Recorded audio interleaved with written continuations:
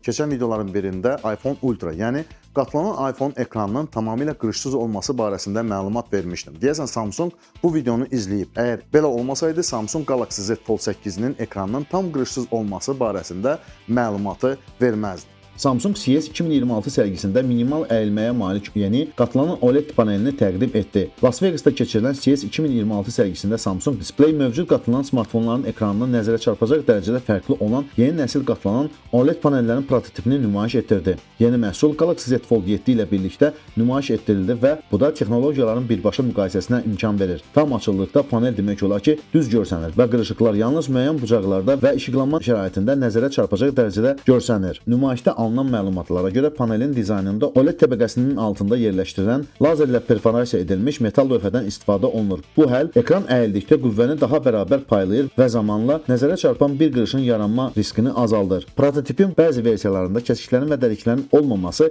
ekranaltı kameranın olmasından işarədir. Samsung rəsmi olaraq yeni panellərin hansı devicelara nəzərdə tutulduğunu açıqlamayıb. Lakin zaman və texnologiya hazırlığı 2026-cı ilin ortalarında satışa çıxarılması gözlənilən Galaxy Z Fold 8-ə işarə edir. Əgər prototip kütləvi istehsala çatarsa, Fold 8 açıqlıqda tam hüquqlu bir planşet kimi hiss olunacaq və bu son illərdə qatlanan smartfonlarla bağlı əsas şikayətlərdən birini həll edəcək. Apple bu payızda satışa çıxaracağı ilk qatlanan iPhone üçün Samsungdan eyni ekranın sifariş edilməsi də maraqlıdır.